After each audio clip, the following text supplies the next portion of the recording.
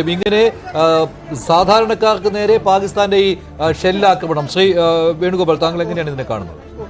പാകിസ്ഥാന് ഇപ്പോൾ വന്നിരിക്കുന്ന ആ അടിയുണ്ടല്ലോ, അതായത് നമ്മൾ അവരുടെ റഡാറുകൾ ഇങ്ങനെ നിരത്തി വെച്ചിരിക്കുന്നു. POK ബോർഡറിൽ സൈന്യം വളരെ ശക്തമായി വിന്യസിച്ചിരിക്കുന്നു. അവിടെ ചൈന നൽകിയ മിസൈലുകൾ ഉൾപ്പെടെ പ്രതിരോധം തീർത്ത് നിൽക്കുന്നു.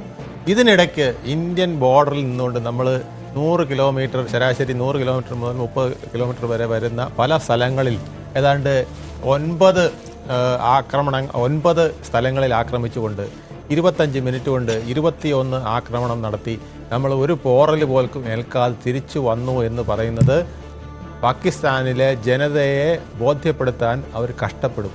കാരണം പാകിസ്ഥാൻ ജനത ഈ യുദ്ധം അനാവശ്യമാണ്, ഇത് മുനീറിൻ്റെ കളിയാണ്, ഇത് സൈന്യത്തിൻ്റെ ഒരു നിലനിൽപ്പിൻ്റെ ഭാഗമാണ് എന്ന് വിശ്വസിച്ചുകൊണ്ടാണ് നിൽക്കുന്നത്. അപ്പോൾ ഈ ഒരു പുകമറ സൃഷ്ടിച്ച് നമുക്ക് അതിനേക്കാൾ ശക്തമായി ഞങ്ങൾ തിരിച്ചടിച്ചു എന്ന് കാണിക്കുകയാണ് അവർക്ക് ഏകമാർഗം.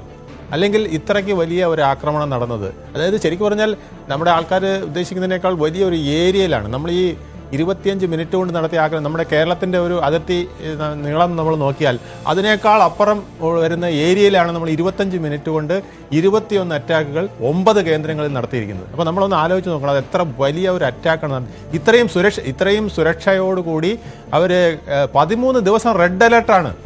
വെറുതെ അല്ല, 13 ദിവസം പാകിസ്ഥാൻ റെഡ് അലർട്ടിൽ നിൽക്കുമ്പോൾ അവരുടെ 100 കിലോമീറ്റർ അകത്ത് കയറിയില്ല, അകത്ത് കയറാതെ തന്നെ നമ്മൾ അവിടെ അകത്തെ കേന്ദ്രങ്ങൾ ആക്രമിക്കുക എന്ന് പറയുമ്പോൾ പാകിസ്ഥാൻ ഇതിൽ പരം നാണക്കേടില്ല. പാകിസ്ഥാൻ ആർമിയുടെ കഴിവുകേടിൻ്റെ ഏറ്റവും വലിയ ഉദാഹരണമാണ് 13 ദിവസത്തെ റെഡ് അലർട്ട്. റെഡ് അലർട്ട് എന്ന് പറഞ്ഞാൽ ഇതിനപ്പുറം ഇനി എന്താ ഒരു സൈന്യത്തിനുള്ളത്?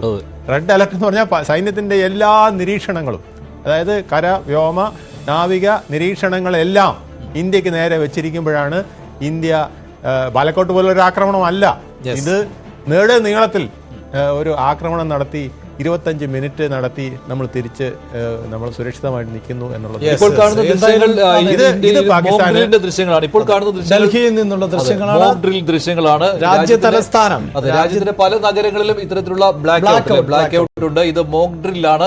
ഏതെങ്കിലും ഒരു ആക്രമണം നേരിടേണ്ട സാഹചര്യം ഉണ്ടായാൽ അതിനു വേണ്ടിയുള്ള പരിശീലനമാണ് ഇപ്പോൾ നൽകിക്കൊണ്ടിരിക്കുന്നത്. ഏറ്റവും പ്രധാനപ്പെട്ട തന്ത്രപ്രധാനമായ കേന്ദ്രമാണ് ഡൽഹി എന്നത്. ഒരു പക്ഷേ ആക്രമണം ഏറ്റവും സാധ്യതയുള്ള പ്രദേശങ്ങൾ, അവിടെ ആശുപത്രികൾ ഒഴികെ എല്ലായിടവും ഇപ്പോൾ ലൈറ്റുകൾ ഓഫാക്കിക്കൊണ്ടുള്ള ഒരു മാതൃക, അതായത് മോക്ക് ഡ്രിൽ ആണ് നടന്നുകൊണ്ടിരിക്കുന്നത്. 15 മിനിറ്റ് നേരത്തേക്ക് ഡൽഹി ഏതാണ്ട് ഇരുട്ടിൽ ആയിരിക്കും. അത് കൃത്രിമമായി നമ്മൾ സൃഷ്ടിച്ചെടുക്കുന്ന ഒന്ന്. അതായത് എതിരാളികൾക്ക് ഇത്തരത്തിൽ ഒരു പാകിസ്ഥാൻ സൈന്യത്തിന് എങ്ങനെയെങ്കിലും ആക്രമണം നടത്തുക എന്ന ഒരു ഉദ്ദേശത്തിലേക്ക് കടന്നാൽ അവർക്ക് ലക്ഷ്യങ്ങൾ കണ്ടെത്താൻ സാധിക്കരുത് എന്നതാണ് ഇതിലൂടെ ഉദ്ദേശിക്കുന്നത്. പ്രത്യേകിച്ച് ജനവാസ മേഖലകൾ, തന്ത്രപ്രധാനമായ കേന്ദ്രങ്ങൾ, അവരുടെ നിരീക്ഷണത്തിൽ നിന്ന് അവർക്ക് കൺഫ്യൂഷൻ ഉണ്ടാക്കുക, ആശയക്കുഴപ്പം ഉണ്ടാക്കുക, അങ്ങനെ വളരെ കൃത്യമായ ഒരു ആക്രമണത്തിന് അവസരം ഇല്ലാതാക്കുക എന്നതാണ്.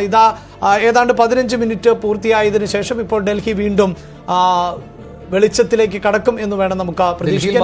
ഇന്ത്യയിലെ പല നഗരങ്ങളിലും മോക്ക് ഡ്രിൽ നടക്കുന്നുണ്ട്. ഇത് ഏത് സാഹചര്യവും നേരിടുന്നതിന് വേണ്ടി ജനങ്ങളെ സജ്ജരാക്കുക എന്നുള്ളതാണ്.